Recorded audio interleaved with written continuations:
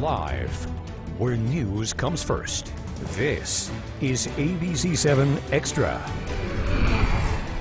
Welcome to ABC-7 Extra. I'm Maria Garcia. Glad you're with us tonight. Guns are coming to Texas universities beginning August 1st of next year. The campus carry law in Texas will allow students and staff to carry a concealed handgun at four-year colleges. UTEP's Concealed Carry Task Force has been holding public meetings hearing from students and faculty. It'll make recommendations and develop policies, even decide where guns will be allowed on campus. The UT System Board of Regents, though, will have the final say on the implementation of the law. This past month, we've seen dozens of students and even professors protest against the law, many saying it'll create fear in the classroom. Many of those in support of the law, though, say they want to be prepared in the event of an active shooter on campus. Joining us to talk about this tonight, UTEP professor Dr. Orlin Likes, who's expressed concern over the law, and George Brenzovich, owner of the Eagle Eye Precision Ammunition, a federally licensed gun dealer, who also has a background in law enforcement. You can email us your comments and questions now to ABC-7Xtra at KVIA.com. You can also reach us at 915-496-1775. Tweet me at MariaGABC7 and use the hashtag ABC7Extra. Before our discussion, though, let's take a look at how UTEP is handling the news that, like it or not, guns are coming on campus. You can't take them into bars, there's a reason. You can't take them into churches, there's a reason. What's the difference between that and the University of Higher Education? There's a lot of people under great pressure. UTEP chemistry professor Dr. Keith Panel has concerns. If they're going to permit concealed guns on campus, I think the people who work on campus should have a bigger say than the people who work in Austin. Panel worried his office will not be off limits, would like to see more faculty representation on the task force. It seems to me that we have a unique vantage point, a unique set of attitudes and concerns that should be expressed. I really wanted to see what more students felt about the issue. Although few students were in attendance, unlike at a protest earlier this week, some did voice concerns about guns in the dorms. At least for the people that I talked to that are in the residence halls, it would make them feel a lot better if we did have designated areas where, like, concealed carriers could be and non-concealed carriers would be at. Once August 1st happens, I plan to, yes. UTEP student Daniel Barnhorst said he plans to carry a gun on campus. If you have to use that to protect yourself, you will not hesitate to do so. I honestly, I couldn't say. I've never personally been in a situation where I've been shot at. Our job is to implement the law that the state of Texas is putting in front of us on August 1st. We're going to do everything we can to implement a law that we can feel comfortable about here at the university. All right, moving on to our discussion now.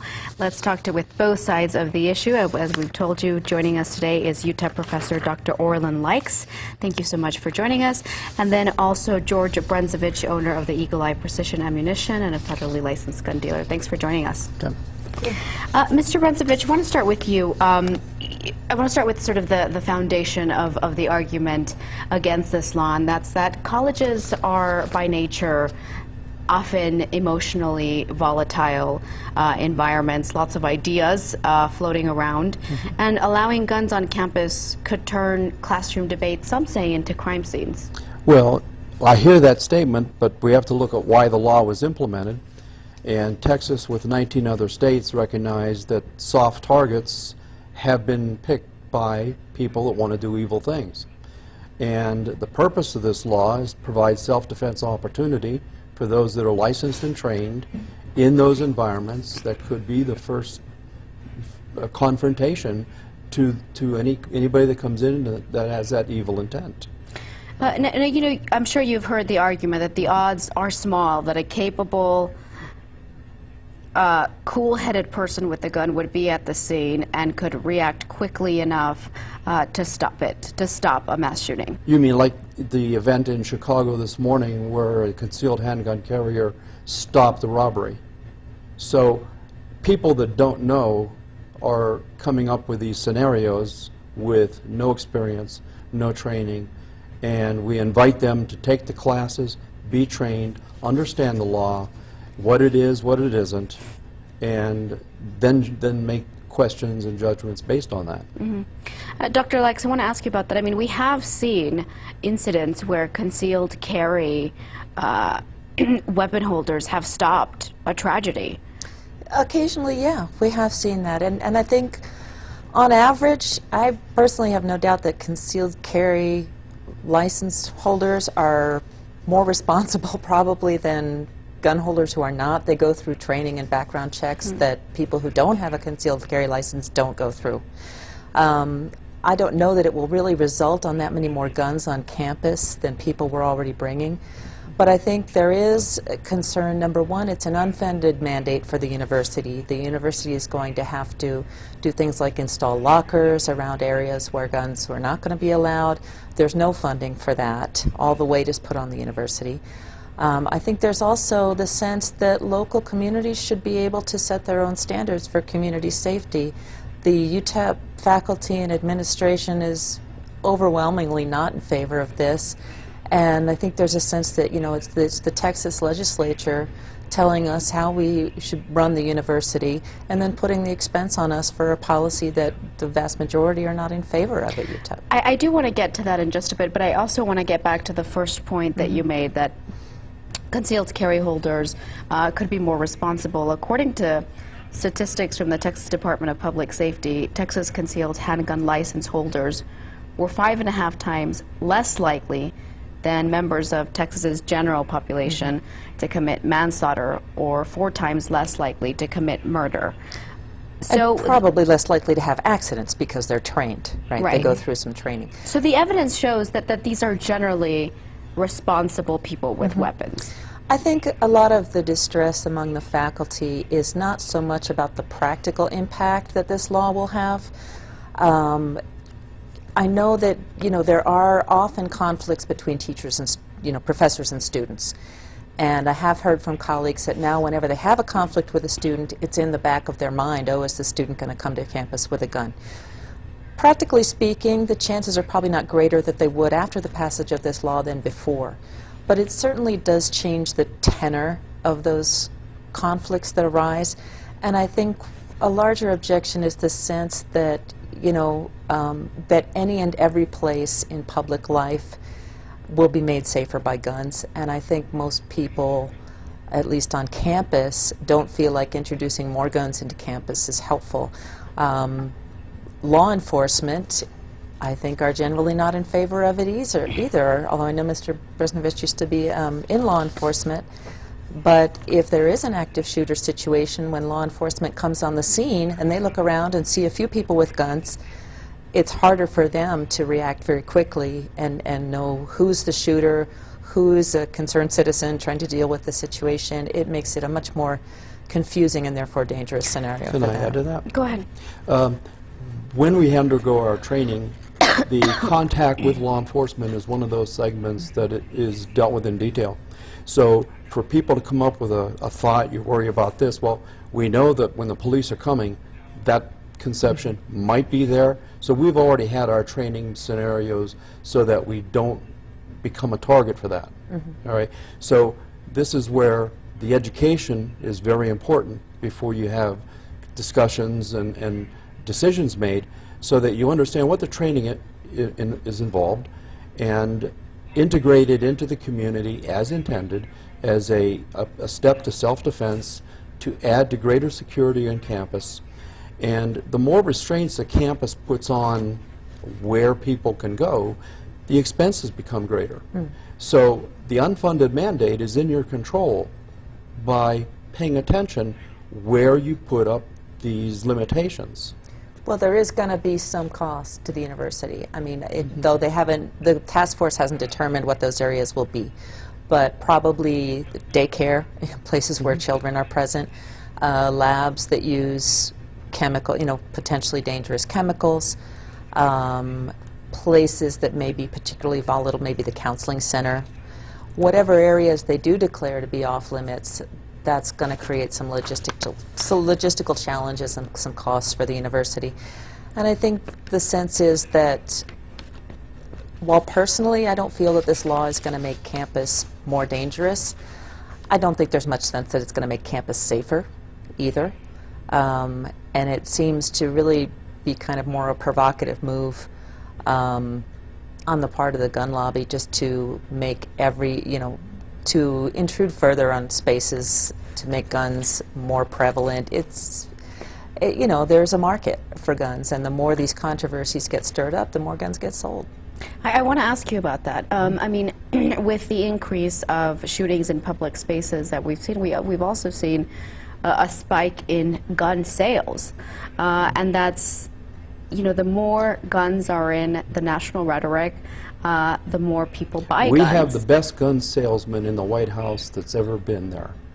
And every time he opens his mouth, yes, he causes people to listen and say they don't want to be home without a gun.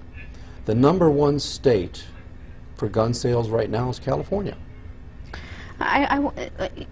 You mentioned the experts a little while ago. I want to ask you about this. UT Chancellor, retired Admiral William McRaven, whom, by the way, was the U.S. Special Operations Commander who directed the raid that killed Osama bin Laden, told lawmakers the system will have a harder time recruiting people from outside the state put off by the proliferation of guns on campus. And that goes back to this sort of tenet that the more guns, the safer you are. And there's a lot of people who believe that's just not true, that it's the total opposite. Let's wait and see, because anybody can come up with an opinion that has no foundation at this time. There is a lot of data on gun violence. And it's, in a way, it's kind of a shame to me that the focus has been so much on these mass shootings, because as terrible as they really are a tiny fraction of the gun violence that happens. 2/3 of gun deaths in this country are suicides. And we know that young people, college-age people, are a group that's especially at high risk for suicide. The idea of guns in the dorms, where you have young people living in very close quarters with each other, is worrisome. You know, the idea that 18 to 21-year-olds, they are not, I think, of an age where they've really formed wonderful judgment, especially in volatile situations. College-age kids, a lot of drinking. Sometimes it seems just like not a very good common sense decision. And again, it's a decision that's being imposed on UTEP from the state level. And to take that, the 18 to 21-year-old that's attracted to drinking and partying is not the profile of the gun owner. Yeah, but they're living within close proximity in the dorms of each other. They understand their responsibility. Where theft is pretty prevalent. Well, they also understand their responsibility about securing their property, and they're very aggressive about making sure that's done. Okay, let's go to the phone lines. Mauricio in West El Paso on the phone. Mauricio, what's your comment or your question? I guess my biggest question is, if the Second Amendment right that protects the overall authority of this country, if it's saying that the militia in the Second Amendment right says that the militia can have a right to bear arms, not necessarily every single U.S. citizen. So I just want to know if the state of Texas is like overbearing that in saying that every citizen in the state of Texas is now allowed to use an arm, not being part of militia, and then go to these campuses and just carry these concealed weapons. So I'm just curious about the whole original law, because in reality I really don't know, but it sounds confusing, because it means like the militia is a group of people that are going against, like they're forming a group to fight against something. Not necessarily everybody has a right to keep an arm. But I don't know. So that's just a question. Okay, thank you very much, Mauricio. Mr. Brunsevich, would you like to respond to his question? Well, it's unrelated to the legislation. I've never seen the word militia as any part of it. And I'd say, hey, look it up or contact DPS. Right, but I think the main point here is that campus carry is part of this movement to get more guns in more places, because there are a number of people who feel safer when they have the ability to carry guns. Let's talk licensed licensed people who have been trained and licensed by the state. Now, the licensing by the state is an ongoing thing. If someone has a violation tomorrow, the license is pulled. So it's not, I've got a license and it's good for a certain number of years. So understand it's under constant monitoring in the state of Texas. Although they do not have to reapply after the first year, if I'm correct. They do have to reapply. Every year? It's every 2 years. Every 2 years. Right. And then it's a floating thing based on your birthday, but also you need to behave well. You know, so if you have any issues, any confrontations, any arrests, then it'll be pulled. You know, I think one point that we agree on is that there hasn't really been adequate education around it. I find on campus there's a lot of concern of people who don't understand the difference between concealed carry and open carry. The law also states that you're not allowed to ask somebody if they're carrying or if they have a concealed carry license, which seems, you know, the lack of transparency there, I think, is of concern, especially to professors who are in large classrooms, sometimes with 200-300 students, on a stage, basically, with, you know, on a stage in front of a couple of hundred people, some of whom during this course of the semester may end up being very angry with you at some point or another. I think faculty and staff at the university feel like this is something that was imposed on them without much concern for their own well-being. Has the faculty or staff thought about the criminal background of the average student in the classroom? You know, that's not something that we are privy to. It's and that's information the that point. we don't always have. And I know that there are people that should be of interest to you. Oh, certainly. Right? I mean, in any large population there will be. Absolutely.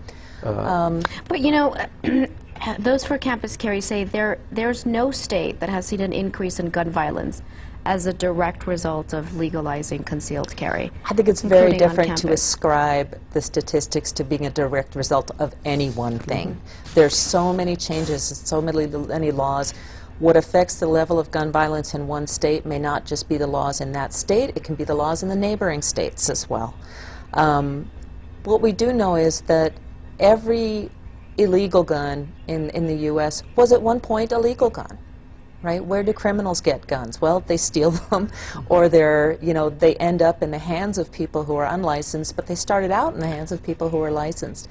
There's no law, apparently, about people securing their guns, about people carrying insurance on their guns. We have to carry insurance on our cars in case our cars hurt somebody, but there's no legal requirement to insure your gun if your gun is used to hurt somebody. You know, I mean, even the military, with the most trained professionals with guns, generally bans troops from carrying weapons off of their post or off of their base because of the risks that come with carrying a weapon into a public space. And these are experts in firearms. And they're great targets because of it, as we see at Fort Hood. And it needs to be changed. We look at the Israeli military, everybody is carrying, because in their country, people are being attacked in any place with everything from knives to machetes to hatchets, and things are happening around the world that just causes the things to change. You know, we're seeing that kind of thing going on around here. People are walking around Colorado Springs. Guy walks down the street and randomly shoots some people. You know, there's no explanation for it, but what Texas has done is to give people an opportunity to protect yourself, extended the places where you're allowed to carry, and that's what this legislation is all about. Okay, we'll be right back. We have to take a break. We're going to get to the phone lines. We're going to take Joe from Central when we come back. Also, more of your tweets and emails. Stay with us. You're watching ABC-7 Extra. We're also going to talk about the legalities and the legal challenges of this law coming up. Stay with us. Welcome back to ABC-7 Extra. Let's get to some of your tweets. Astro Joe says, have more peace officers to protect campuses instead of making guns available on campus. And from Eduardo Arellano, quote, my primary objection to the law is that it is disruptive to learning, which is the main function of colleges. Let's go to our phone lines. Joe in Central. Pastor Joe, what's your comment or your question? Yes, there is no evidence that individuals carrying guns make any situation safer for the rest of the people that would be gathered in that place. Joe, thank you very much. Mr. Brunsovich, do you want to respond to Joe saying there's no evidence that guns make people safer? Well, when you can respond immediately to a threat, as was done in Chicago this afternoon at a store, where a store was about to be robbed, a concealed handgun licensed owner was there responded, shot and killed the robber, and it's in today's newspaper in Chicago. So to make a statement without understanding, a lot of these don't make headlines all over the place, but it's happening every day. And we know that any time someone's confronted before they can do a lot of harm, the time to do it is immediately. And the purpose of the concealed handgun law is to allow that to happen. Okay. I want to talk about Mr. Arellano's tweet saying that he believes this law really distracts from the main purpose of a college campus, and that's from learning. But, you know, advocates say that's why it's concealed. This is not open carry. There's not going to be someone brandishing their gun. So what do you think about that? That's been part of the confusion, I think. Certainly the passage of the law has been very distracting, and you know, there's been a lot of energy directed towards debating this question. I suspect that after the law is implemented and people get used to it, they may notice that it really doesn't make that much difference, except that, you know, the costs of adjusting are going to be put on the university. It seems to be a lot of trouble and concern for something that is really not going to make people safer. You know, the example of someone in their place of business defending it against a robbery, I think is very different than the scenario of 300 students in a big auditorium-style classroom. I wouldn't really say that they're comparable. We had 4 shootings on university campuses just in October, and another one this morning. I think most people would agree the problem is too many guns on campuses right now rather than not enough guns on campuses. Okay, let's go to Rod in the Northeast. Rod, what's your comment or your question? Doctor, are you aware that Utah and Colorado both have had concealed carry on campus for years with no problems, and that crime or gun crime has dropped 50% in the last 30 years while gun ownership has increased? Thank you so much. There are about 150 campuses. I wouldn't say Colorado has had no problem nationwide in the last few years. I mean, one of the shootings last month was on a, you know, campus in Colorado. Colorado is, and I don't know what the stats are state to state, but we do know that there's an epidemic of gun violence in this country. And whether, you know, concealed carry itself makes a difference, I suspect there are probably indirect factors, you know, that operate at a larger social level than just the gun laws in a specific state. I'm sure the state's position in terms of drug trafficking networks and other sorts of things also have a big influence. And I think something that's been in common with a lot of these is the individuals are in mental health treatment, and psychotropic drugs is a common factor with 5 of these guys. And it doesn't seem to be like rocket science. We get our drugs from a drugstore that Obamacare monitors. Well, all it does is take blending of 2 databases, and if that's a drug you're on, then no firearms. Yeah, but for a lot of these shooters stole these guns from even their parents. Stolen. Yeah, but none of these were stolen. If you're under a psychotropic drug, right, that should be a red flag.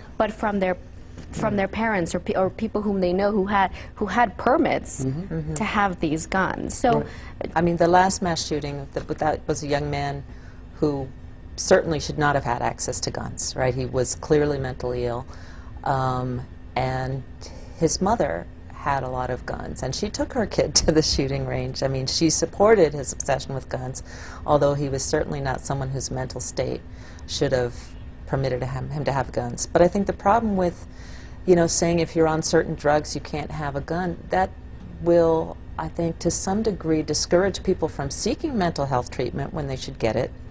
We often hear voices from the gun lobby saying, well, the problem isn't guns, the problem is mental health, and yet we see in terms of our legislators, the same ones who are very loath to impose any restrictions on guns are the same ones who cut funding for mental health treatment.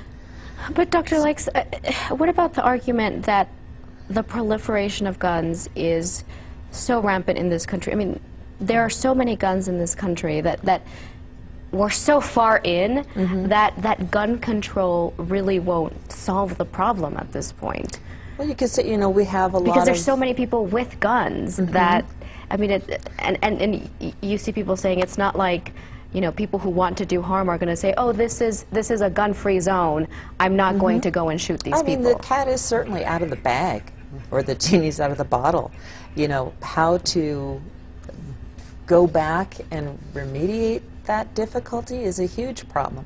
At the same time, you know, you can say things like, yeah, rape and murder are illegal and they still happen a lot. Does that mean they shouldn't be illegal?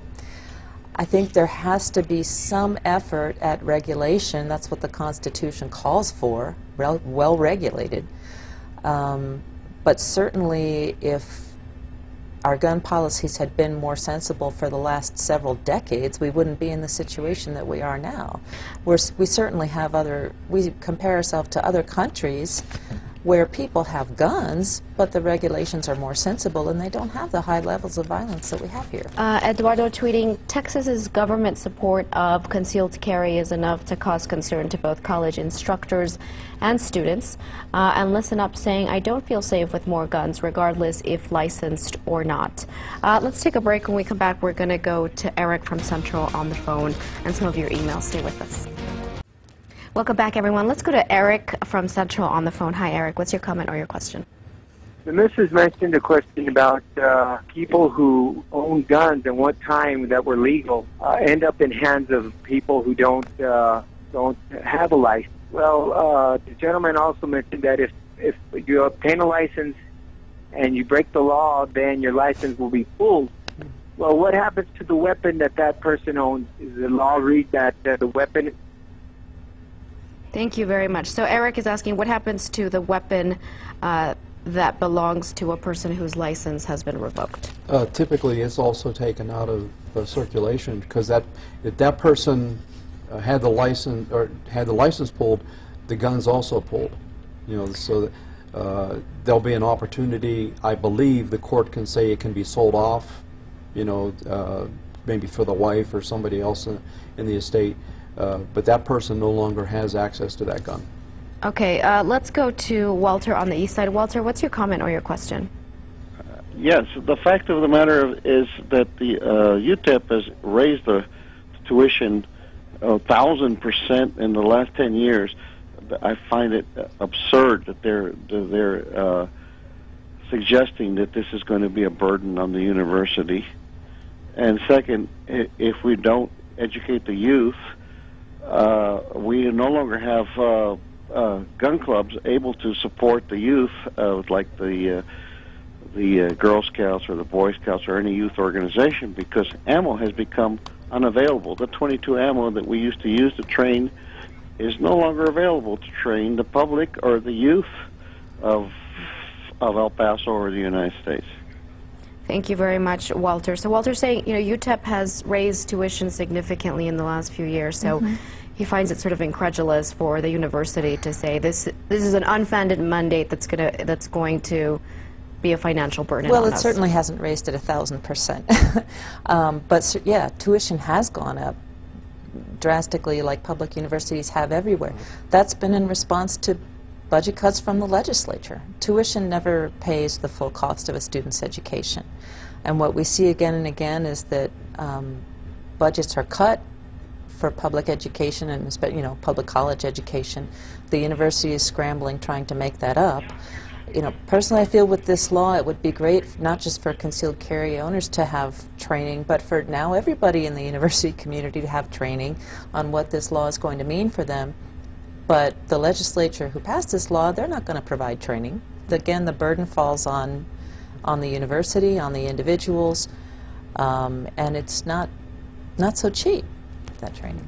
I see you nodding. Well, I've made that offer that the training that I would make available through PACE to answer all of those questions, and also to provide the CHL class for those that wanted the class, but to have everyone in the same room together so you can voice your questions and understand how the law is written and how it's intended would benefit everyone. That would be a great recommendation for the task force, I think, to offer that training. And again, it'll be a cost for the university, even if you know, it's in-house. If it's in-house, and you know, if it would be free, that would be wonderful. But if the more demand there is for it, the more a burden that puts on the people who might offer it. I want to get to some of our emails. This is from Sherry. Universities are a setting for education. By promoting this law, we are promoting a hostile environment in which students may feel fear. Hospitals are a setting for treatment of patients. I'm a resident physician at Texas Tech University, and if this law were to allow patients to carry concealed weapons on our campus, I would not feel comfortable. Self-defense does not require carrying a concealed weapon such as a gun. What happened to good old-fashioned communication? Guns are dangerous in such settings, and police officers and security officers should have more presence on campuses if there is a concern for the safety of our students and the need for self-defense. This law is ridiculous, and the NRA lobbyists are the reason this is going into effect. And then also from Eric, perpetrators of violent crimes do not care about gun laws or whether or not it is legal to carry on campus. Strict firearm regulations affect only those who actually obey the law. And by disarming law-abiding citizens, you effectively render them helpless. The maniac in Oregon knew guns were not allowed on campus and that he would encounter no resistance. Yes, there were armed security or police on site, but in the time it took them to respond, people lost their lives. The police are only minutes away, but when seconds count and lives are at stake, those minutes might as well be hours. Society is safer when people don't know who is armed. All right, we've run out of time. Thank you so much for joining us. I wanted to get those emails in. They were long, but I really want to try to incorporate as many as I can. Thank you so much, Dr. Lakes. We appreciate it. Thank you so much. We appreciate it. And thank you for joining us here on ABC-7 Extra. We hope you found this informative and helpful, and we'll see you next week. Bye-bye.